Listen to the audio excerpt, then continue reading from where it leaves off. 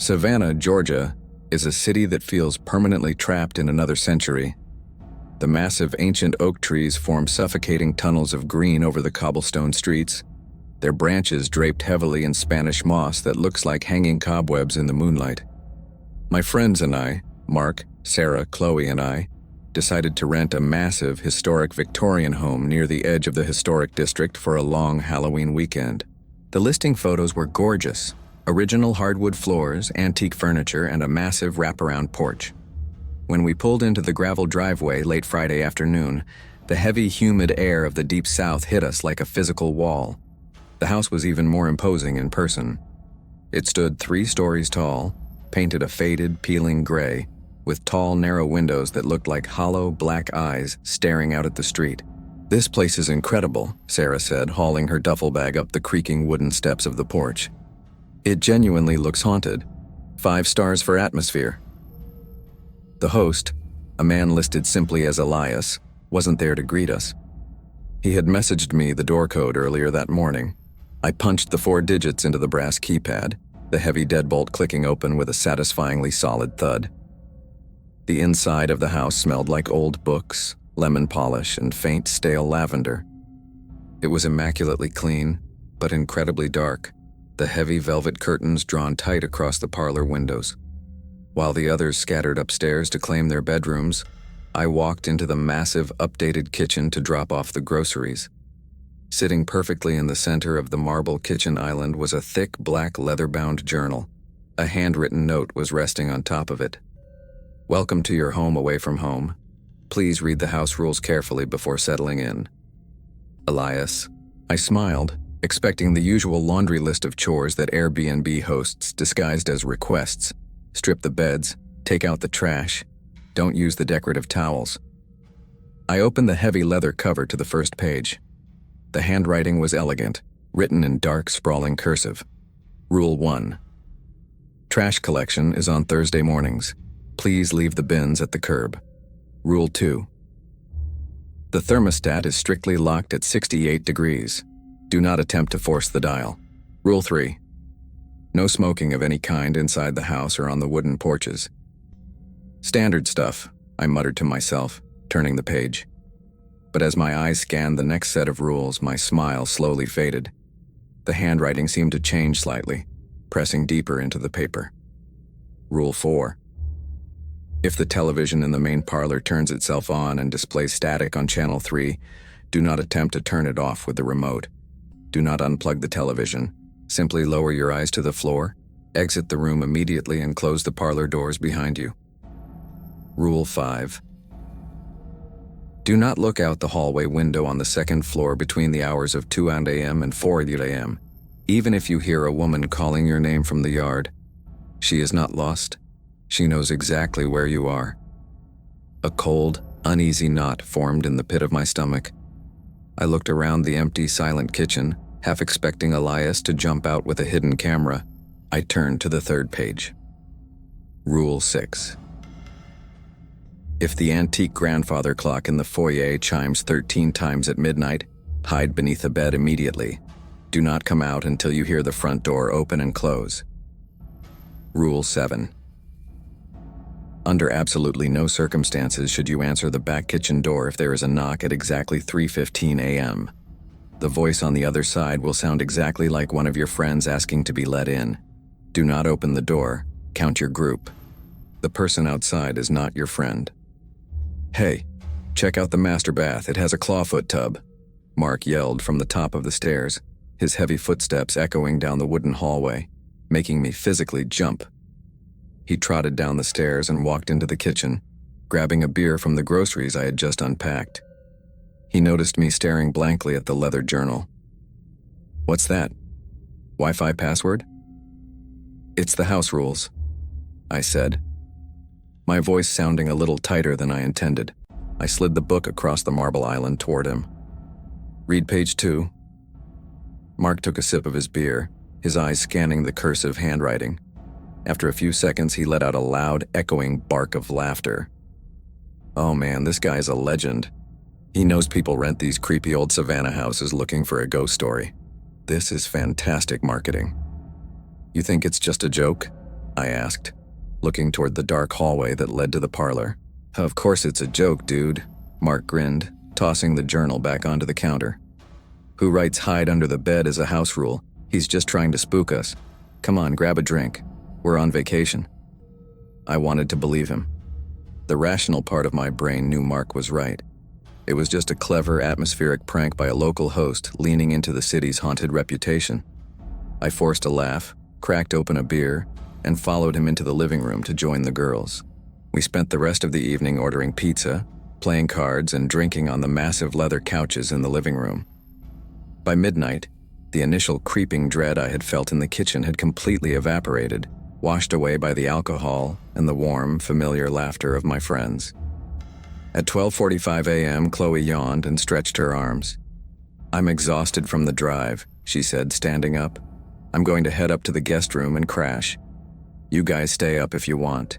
We said our goodnights and she wandered out into the dark foyer and up the creaking wooden stairs. Mark, Sarah, and I stayed on the couches, the conversation shifting to old college stories. An hour passed. The house was incredibly still, the only sound being the low hum of the central AC unit. I checked my phone. It was 1:55 a.m. Suddenly, from the second floor directly above us, we heard the distinct, heavy sound of a window sliding open. Mark stopped talking mid-sentence. We all looked up at the ceiling. Chloe, Sarah called out softly. Silence. And then from the front yard, echoing clearly through the quiet Savannah night, we heard a woman's voice, weeping softly, calling out for help. I looked down at the glowing face of my phone. The digital clock rolled over. Kungam. Did she just open the window? Sarah whispered, her voice trembling. All the warmth and alcohol-induced relaxation instantly drained from my body. The weeping from the front yard continued, a hollow, echoing sound that seemed to vibrate through the old wooden floorboards. It didn't sound like a woman asking for help. It sounded like something trying to sound like a woman asking for help. I didn't wait for Mark to rationalize it. I sprinted up the wooden staircase, taking the steps 2 at a time, with Mark and Sarah close behind me. When I reached the second floor landing, a freezing gust of wind hit my face. The heavy sash window at the far end of the hallway was thrown wide open. Standing perfectly still in front of it, leaning precariously over the sill, was Chloe. Chloe, get away from there, I yelled, rushing down the hall. I grabbed her by the shoulder and violently yanked her backward. Her skin was ice cold through her sweater. I slammed the heavy wooden window shut and threw the brass latch into place, completely cutting off the sound of the weeping woman outside. Chloe didn't fight me. She just stood there, swaying slightly, staring blankly at the closed wooden blinds. Chloe, what the hell were you doing? Mark demanded, his voice loud to mask his obvious panic. You know you're not supposed to lean out of second-story windows in the dark. She slowly turned her head to look at us. All the color had drained from her face, leaving her looking like a porcelain doll. Her eyes were wide, glassy, and completely terrified. I looked at her. Chloe whispered, her voice barely audible. I looked down into the yard. It's just some drunk college kid, Chloe, Sarah said gently, wrapping an arm around her shaking shoulders. Let's just go back downstairs. No, Chloe breathed, tears suddenly spilling over her eyelashes and cutting through her pale makeup. She was standing right under the street lamp, looking directly up at me. Sarah. She had my face. A heavy, suffocating silence fell over the hallway. I felt a cold bead of sweat roll down the back of my neck. Rule 5. Do not look out the hallway window between 2 a.m. and 4 a.m. She is not lost. She knows exactly where you are. All right, that's enough, Mark said, aggressively rubbing his face. This guy has speakers hidden in the yard. It's a smart house prank. He's probably watching us on hidden cameras right now, laughing his ass off. Let's all just go down to the living room. Nobody is sleeping alone tonight. We practically carried Chloe back downstairs and huddled onto the massive leather couches in the main parlor. I made sure every single window was locked and the heavy velvet curtains were pulled tight. We sat in agonizing silence, jumping at every creak and groan of the settling Victorian house.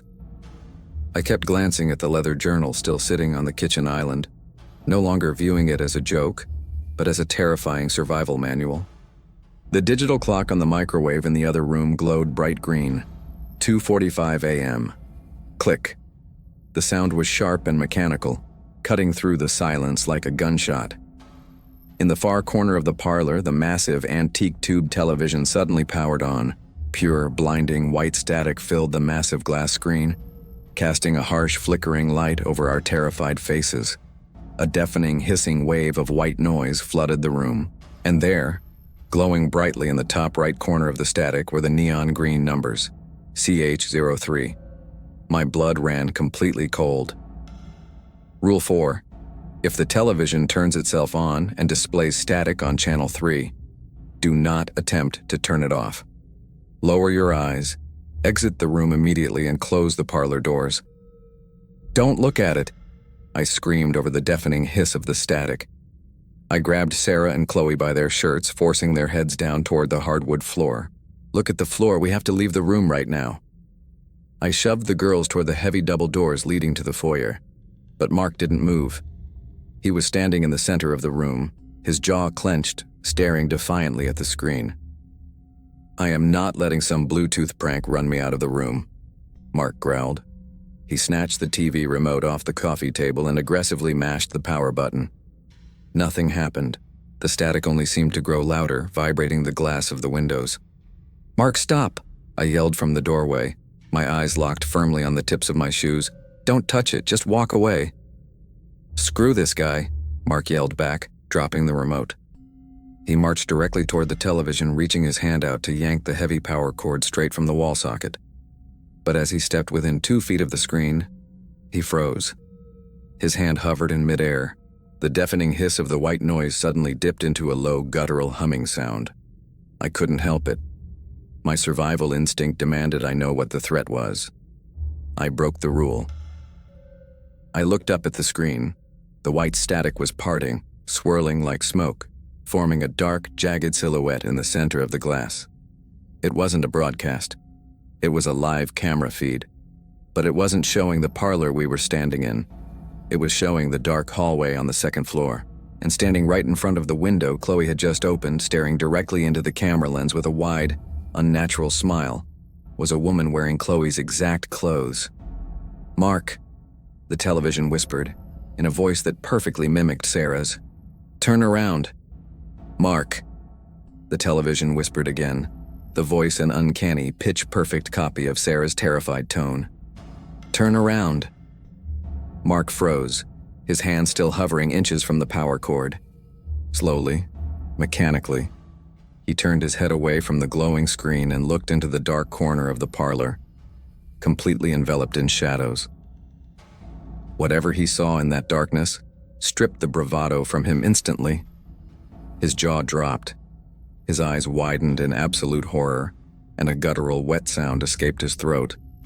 He stumbled backward, tripping over the heavy coffee table and crashing to the floor.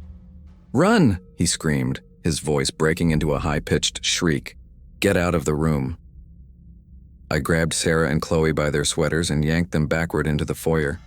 The second we crossed the threshold, the massive solid oak double doors of the parlor violently slammed shut right in our faces with a force that shook dust from the ceiling. Click.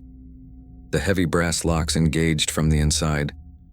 Mark, I yelled, slamming my shoulder against the thick wood. Mark, unlock the door.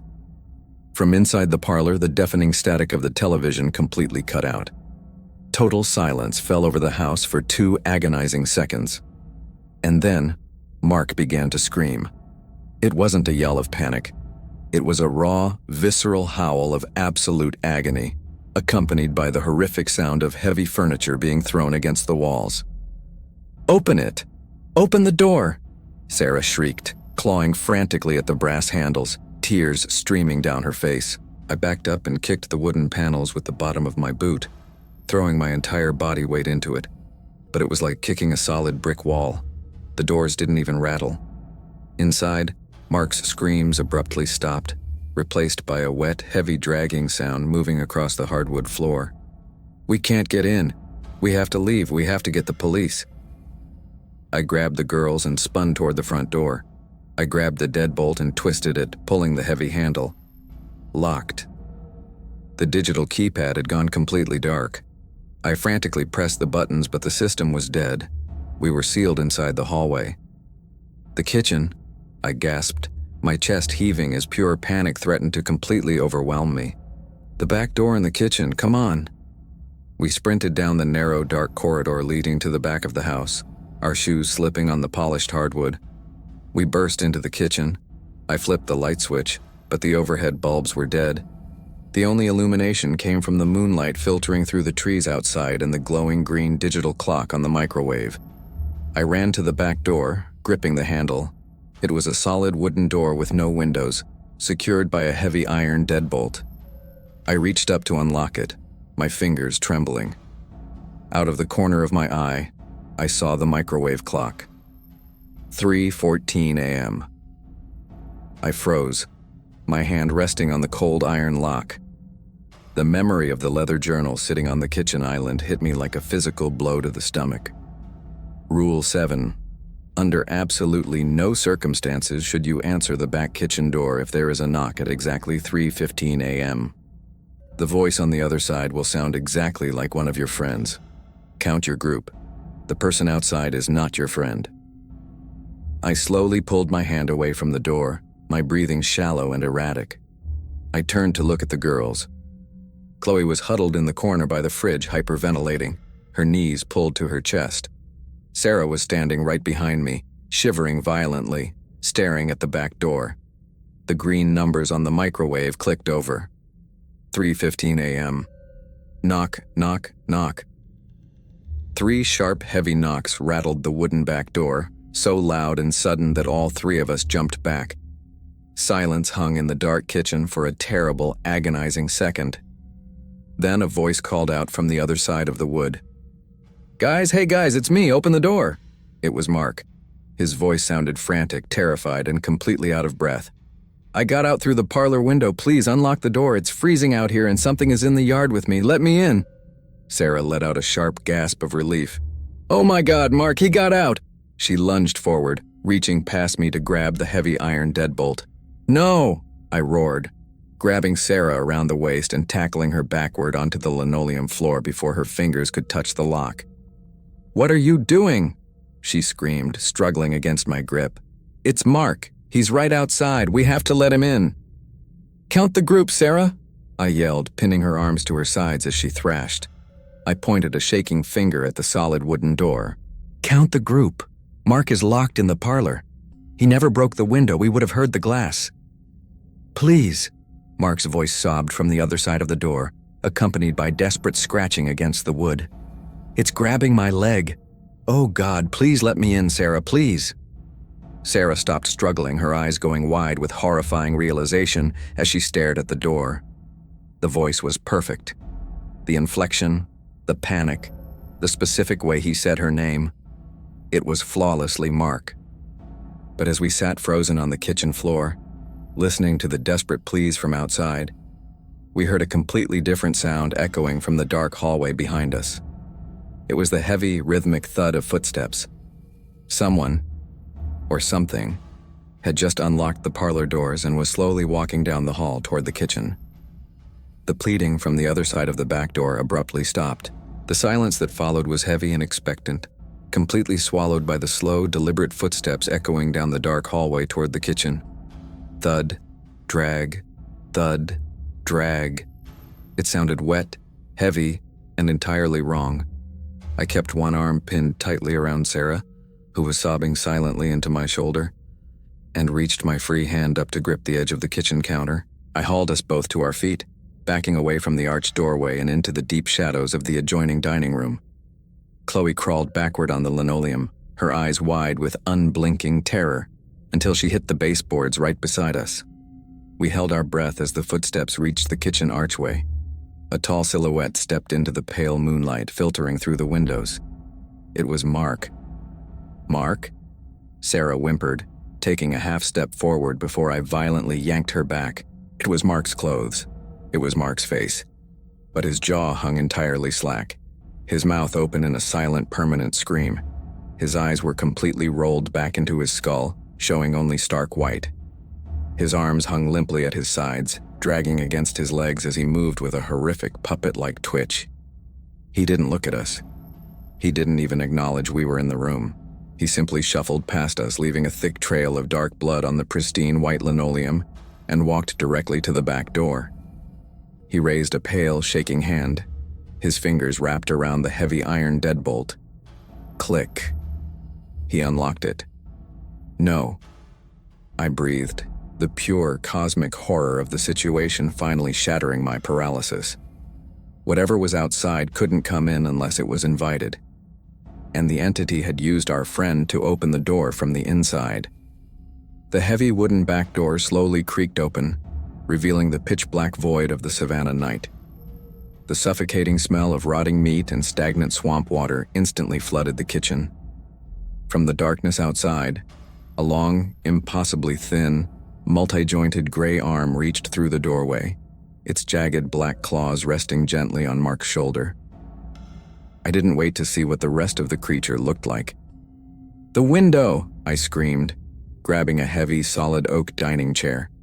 I spun around with every ounce of adrenaline coursing through my veins and hurled the chair directly through the massive bay window of the dining room. The glass exploded outward into the front yard with a deafening crash. I grabbed Sarah and Chloe by their collars and shoved them through the jagged wooden frame. We tumbled out into the wet grass, tearing our jeans and slicing our hands on the broken glass, but we didn't stop moving. I reached into my pocket, my bloody fingers wrapping around the electronic key fob for my SUV.